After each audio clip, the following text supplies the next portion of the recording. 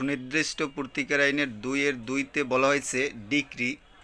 Decree হলো দেওয়ানি আদালতের আনুষ্ঠানিক সিদ্ধান্ত যা পক্ষদের অধিকার চূড়ান্তভাবে নির্ধারণ করে। যেমন আর্জি খারিজ বা প্রত্যাখ্যান বা নাকচ একটি ডিক্রি। প্রত্যর্পণ বিষয়ে আদালতের সিদ্ধান্ত একটি ডিক্রি।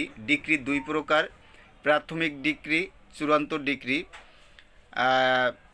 এমনি ডিক্রির যে বিস্তারিত আলোচনা এর সংস্পর্শে আসন্ন বার কাউন্সিল পরীক্ষায় যে এমসিকিউ থাকতে পারে ওগুলো এখানে দেওয়া হয়ে গিয়েছে।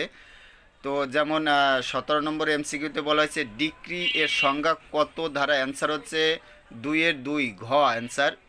এরপরে বলা হয়েছে ডিক্রির বিরুদ্ধে সম্ভাব্য প্রতিকার কী হতে পারে? অ্যান্সার হচ্ছে ঘ উপরের সবগুলো, অর্থাৎ আপিল, পুনর্বিবেচনা, পুনরীক্ষণ বা রিভিশন। ডিক্রি কত প্রকার হতে পারে? অ্যান্সার হচ্ছে ক 2 প্রকার হতে পারে। তো এমনি যে ডিক্রির সম্পর্কে যেমন 22 নম্বর এমসিকিউতে বলা হয়েছে ডিক্রির অন্তর্ভুক্ত মর্মে গণ্য হবে। অ্যান্সার হচ্ছে গ অর্থাৎ আর্জি প্রত্যাখ্যানের আদেশ।